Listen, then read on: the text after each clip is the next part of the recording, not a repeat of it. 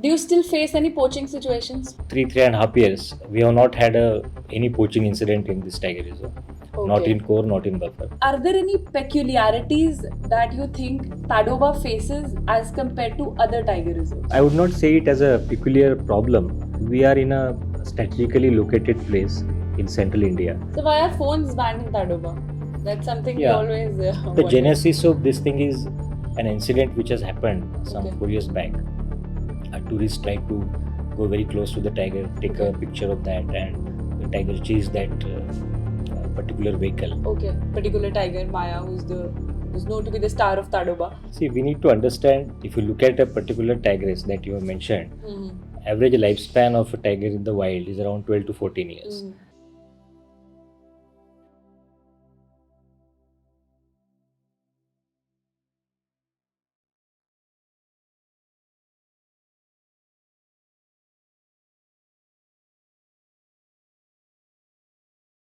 Hello and welcome to another ATR interaction. And today we are with Dr. Jitendra Ramgaokar, who is joining us for a discussion about Tadoba Tiger Reserve. I'm pretty sure Tadoba हम सबका favorite, one of the favorites Tiger Reserve है और आप definitely अगर एक wild life lover है तो ताडोबा गए हैं. बट काफी सारे insights सर से पूछेंगे और जितने भी doubts दिमाग में है ताडोबा को लेकर उनके सवाल सर से पूछेंगे. So let's start. Thank you so much for joining us, sir. Yeah, thank you. Just a couple of questions about Tadoba. Are there any peculiarities that you think Tadoba faces as compared to other tiger reserves? Peculiarities in the sense, you have anything particular in mind? Peculiar problems that Tadoba is only facing. बाकी tiger reserves को उतना परेशानी नहीं है, but Tadoba में वो particular No, परेशानी. I would not say it as a peculiar problem, but we are in a strategically located place in central India.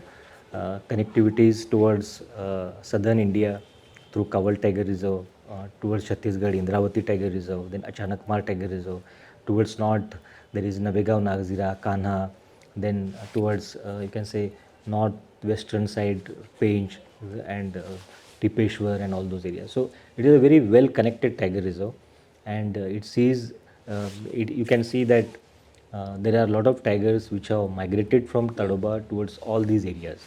So it's a very good source population in the central Indian landscape, and I think going forward it is going to be very important in terms of viable populations in those other tiger reserves also which are not having that many numbers, tiger numbers. Okay. So normally when we come to Tadoba in summers, it's pretty dry. Are there any problems that as in management that you face during summers in Tadoba? Yeah, temperatures are very high, and as you just mentioned that if any peculiar problems are there, it is not a particularly permanent kind of problem, but we are going through the phase of bamboo flowering. Okay. You must have seen in the park that a lot of bamboo Yes. patches are under flowering. So almost all the bamboo is going to die. It is almost in some parts it has already died and regenerated also. Okay. So it's not that it's going to be dry completely at any point in time this particular season, but gradually old bamboo will die. It is getting dried up and new bamboo will come, and in that process it becomes very vulnerable to fire. During particularly high temperatures goes up to say 48 degrees here, and it is for a long period like 3 to 4 months, 5 months. So during that period, preventing these areas, protecting these areas from fire is going to be very challenging. It has been challenging, but fortunately we have been able to do a good job in terms of fire protection. There are a lot of you can say community members who participate in fire prevention work, Okay. fire protection work. So because of that we have been able to protect it from fire. Sir, how is the patrolling like in Tadoba? Is it like similar to all the tiger reserves, or is there any particular thing that's more focused on?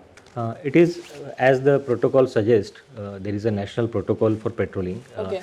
I think all the tiger reserves are using the same yum stripes pattern, but other than that, we have certain extra measures that we take actually, because we have a lot of tigers outside the tiger reserve, more tigers in buffer, more tigers that interact with human habitations.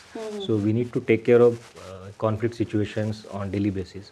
So what we have is we have primary response teams. Okay. That we have created at every village, not every village but most of the villages which we feel that they are prone to this particular issue.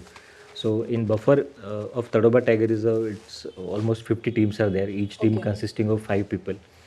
They are from the same village, so that whenever any incident happens, they act as the first responders. They reach there before anybody reaches, and they are in a better position to manage the people also because they are from the Okay. same village. So these teams have been very effective. These teams are in operation now since last 5 6 years. They work on a very minimum honorarium, but they are skilled people, trained people, and they don't do full time job. But whenever they are called upon to do this work, they respond very quickly, and since they have got trained with the forest staff over the period of time, their responses are good, and we have been able to really manage manageable conflict situations to a minimum level wherever these teams are actively working. So, are there any villages that are still inside the core areas of the park? No, as of now, it is the last village, Rantadodi, that we are shifting now. Okay. There were in total 6 villages, Okay. but we have been able to relocate all the villages. Last village, there were 2 villages remaining Okay. before 2 years. Last year, we could relocate one village, that is Kolsa, Okay. and this is the last village that is being relocated. So after this, entire core area will be free from human habitation. And how about the buffer? Are there villages inside buffer? Yeah, buffer. Actually, there are supposed to be villages in buffer. Almost 95 villages are there. Okay. You can say as a concept, it is a multiple use area. It is not supposed to be free from human habitations. So there are villages. They are dependent on forest, and they extract forest produce also, non-timber forest produce also. They extract because if we try to put too many restrictions in buffer area, then it might go against the basis of conservation. So Okay. we are trying to manage this area as a multiple use area, but at the same time it is home to tigers. So Right. without any restrictions, what has happened over the period of time is tourism has gone up. People have accepted tourism as their new source of livelihood, and they have reduced the extractive use of forest. Okay. So they are not cutting trees. They are not their illegal operations. Whatever has been there, that has gone down, and even extraction of normal non-timber forest produce also is not that remunerative as tourism. Okay. So people have kind of shifted towards the non-extractive kind of activities you can say at the Buffer in area. place of extractive activities.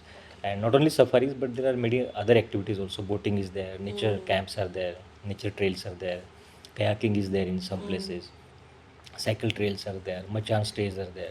So by multiple activities, we are trying to provide some additional source of income to them, which is far more remunerative than any other kind of extractive use that you can get. And uh, by nature, whatever produce is there, that is going down, population is increasing. So way forward is to reduce any kind of extraction from the forest because it is going to be unsustainable.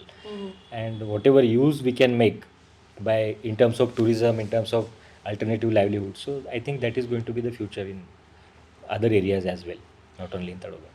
Do you still face any poaching situations? Poaching of any wildlife? No, last 3.5 years, we have not had any poaching incident in this tiger reserve, not Okay. in core, not in buffer. But beyond that, there have been incidences in the recent times.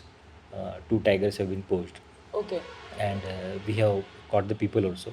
Okay. It was an organized kind of gang, you can say. Okay.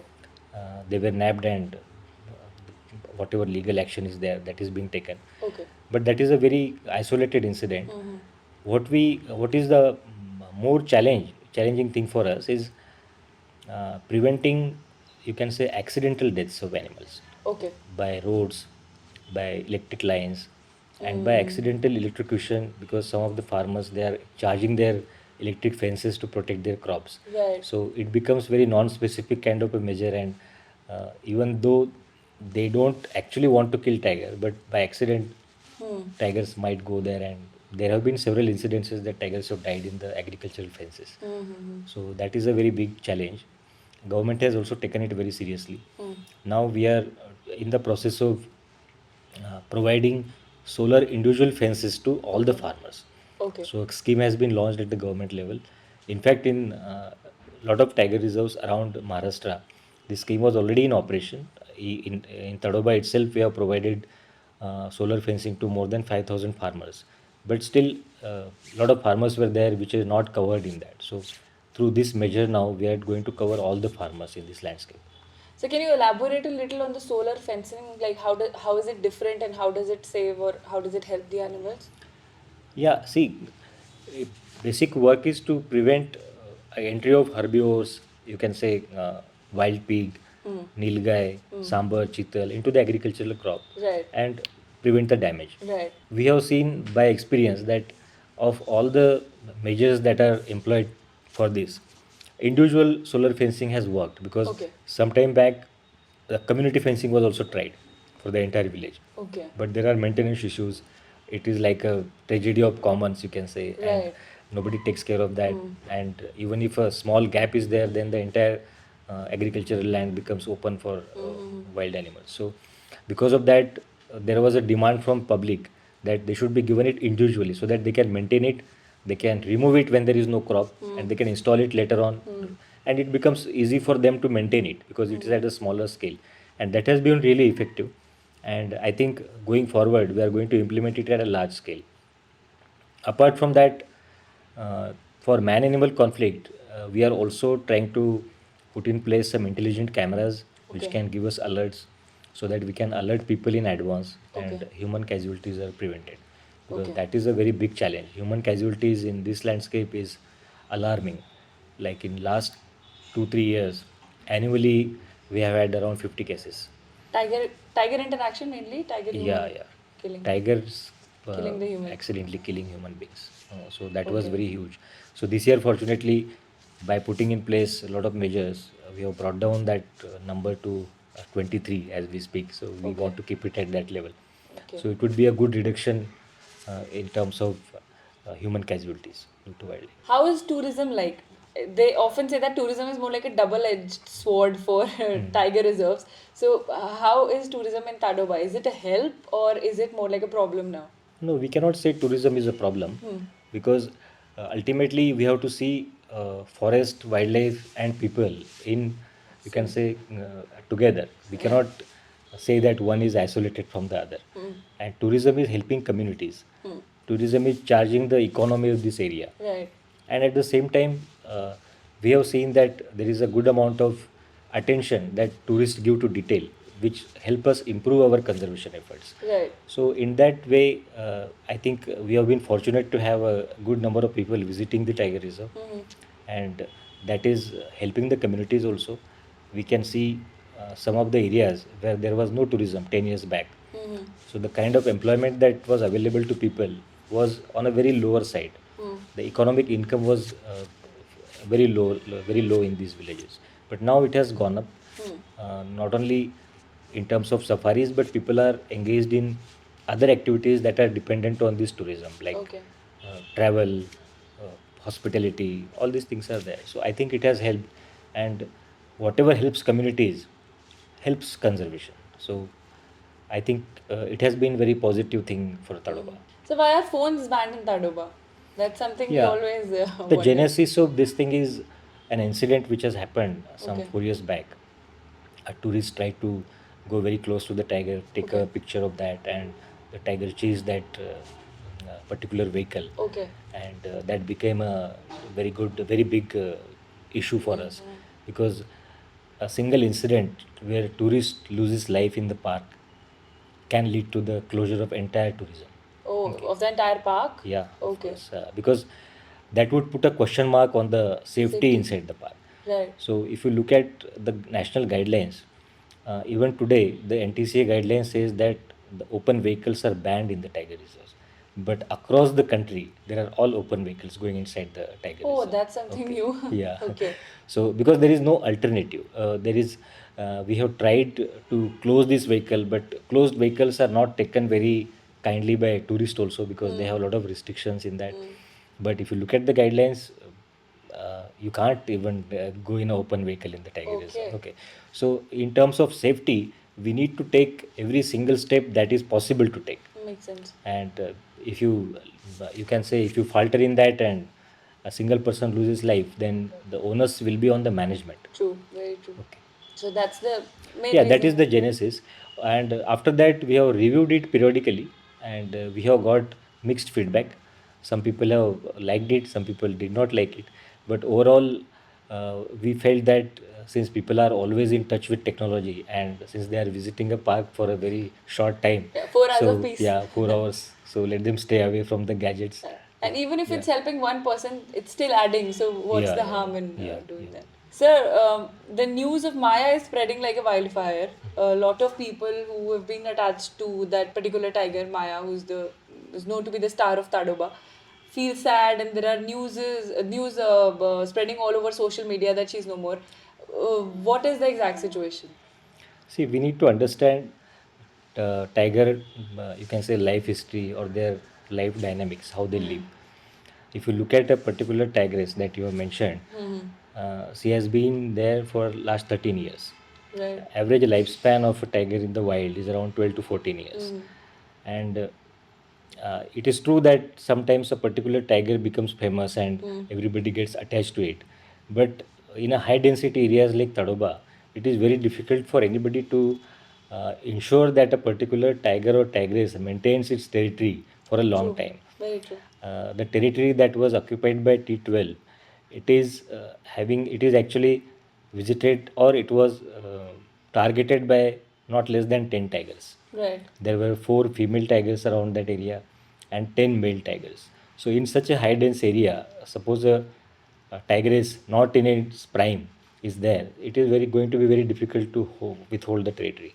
Secondly, that particular tigress was not able to actually protect her, you can say, litter since last 2 3 litter. Even last cub was also killed by another male tiger. And this time, as per our information, she was carrying, and maybe because of that, she must have moved somewhere, Okay. which we have not been able to locate. Because you see, the park is around 625 square kilometers of core and 1100 square kilometers of buffer. So put together, it's 1700 square kilometers. And to search for one particular tiger in this much landscape is going to be very difficult. What we can do is, whatever annual exercise is there, phase 4, so there the cameras will be placed in the entire district. So that time we may be in a better position to say whether the tiger is there in any particular area or it is not there in the district. To comment at this stage would be very premature, because unless you scan the entire area, Right. on foot or by any technology, you would not be able to say whether the particular tiger is there or not. Of And course. it makes very little sense for the management to do that, because it would amount to disturbing the entire area, and it would also put at risk whoever manpower we are going to put on the foot to scan this Right. area, and it's True. going to take a lot of time also, and it is completely unwarranted exercise. So management is not inclined to do this exercise. We would rather conduct a full-fledged phase 4 exercise in the March 2024, Okay. and we will get a better picture, because in the past also we have seen some of the tigers have left a particular area and were found in some other area after 4 Yes. months 5 months. So that keeps happening all the time, because they go a long distance. Yes. Even recently there was a news that a Yeah. tiger from Brahmapuri has gone to Odisha. Right. So I think to just declare based on a 1 or 2 months of data that a particular tiger is not seen a particular tourism zone, because as you know, tourism zone is also 20% of the entire area, and to based on that observation to declare that a particular tigress is dead, I would say it would be too premature to Right. declare it. So the bones that were recently, the skeleton that was recently found, what was? Yeah, we have observed some of the bones. We found that in that territory, but we couldn't see which animal that belongs to. Okay. Even the species we couldn't say. Okay. But we have collected all the bones and sent it for DNA analysis. We already have the DNA of the tigress, Right. and we can match if it's from a tiger species. But if it is from other species, then it wouldn't make sense to. Whatever efforts are there, they are already in place. Regular patrolling is there. Regular camera trapping exercise is being conducted. So whatever probable areas are there, their cameras are already placed. But considering the vastness of this area, I think we would be only able to comment something once the phase 4 exercise is carried out, because that would be like every single grid will be covered in that area. So far we don't have the reports, right? There's no See, the confirmation phase right now. 4 we have conducted last time, that was in March 23. Okay. Okay. Every year it See, yeah, happens. so it was that tigress was there. and even in July she was seen. So now we'll have to see the next cycle, because we cannot conduct this exercise midway, Of course. because it's a set pattern at the national level. Of course. And we don't have the reports for the bones also that were recently. No, as of now we have not received. We have sent it to National Center for Biological Sciences. So that means Bangalore. all the rumors that are there on social media are totally baseless. Totally baseless, and we have already issued a clarification also. Right. I think it was widely shared. Right. That it's going to be coming out on the 30th. Some people are saying they're jackal bones, some people are saying there's some other tigers. There are already a lot of rumors spreading about it. But Yeah, it would be wrong to speculate anything. Of course. Okay, because as a management, we do not attach very great importance to any particular tiger, Right. particularly in the core area, because that is the area where there is no human interference. Right. Tigers are supposed to live like tigers there, so Right. there are all the time there are territorial fights, all the time course whatever they fight, natural they fight, behavior right. is there, the tigers are expressing, and I don't think we need to interfere into that. Of course, makes Even sense. if a tiger dies, it is because of the natural causes, and there's the population dynamics, species behavior. So I don't see any reason to intervene into that. Normally we fail to understand it has to be protection tigers as a species, and people usually attach a Yes. lot of importance and emotions to a tiger, but Yeah. of course No, it has had this to go. tiger been outside in a Then it was human dominated landscape, then probably I would be more concerned, because there would have been, you can say, threats of other reasons of Right. death, like poaching or something else. But in core area, we have close monitoring, and all these possibilities are ruled out. So whatever has happened must have happened in a natural way, but we don't know what exactly has happened. Yeah, make a lot So of sense. we are not able to comment on the whereabouts of the tigress as of now, because they are not radio collared. Right. As you know, only few tigers are radio collared, even if at all in the tiger reserve. For Tadoba, I can say that there were 2-3 tigresses that were radio collared, but we all removed those radio collars because the time span of that radio collars has expired. Okay. Yeah. Any plans of shifting a tiger to any other tiger reserve recently in the translocating a tiger? We have recently translocated 2 tigresses from here to Navegaon Nagzira Tiger Reserve. If there are any more requests to provide tigers from this landscape, so we are open to that. But as of now, we don't have any clue about it. I think these decisions are taken at the state level. It's a matter of state policy. Even if it has to be shifted outside the state, other state government can deal with state government of Maharashtra and take a decision. As a source population, we have enough tigresses or tigers to select and translocate for conservation purposes. Is it getting overcrowded in some sense inside the park?